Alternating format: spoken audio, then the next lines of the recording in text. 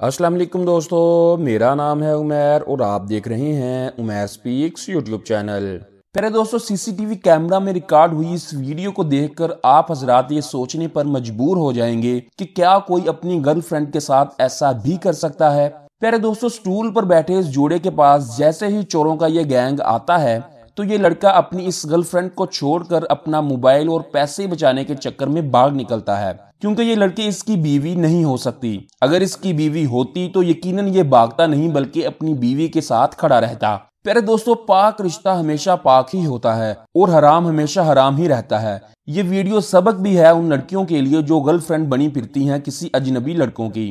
प्यारे दोस्तों, मैं सब लड़कों को गलत नहीं कह रहा और ना ही सब लड़कियों को, लेकिन साहिबे अकल मुझे इस बात का जवाब दें कि इस रिश्ते का मतलब क्या हो सकता है जो कि इस्लाम में जायज भी नहीं है, और क्या इस रिश्ते का कोई मुस्तकबिल भी है। 99% ऐसे केसेस में स्वाय रसवाई के लड़की को कुछ नहीं मिला और ये बात आप भी बखूबी जानते होंगे।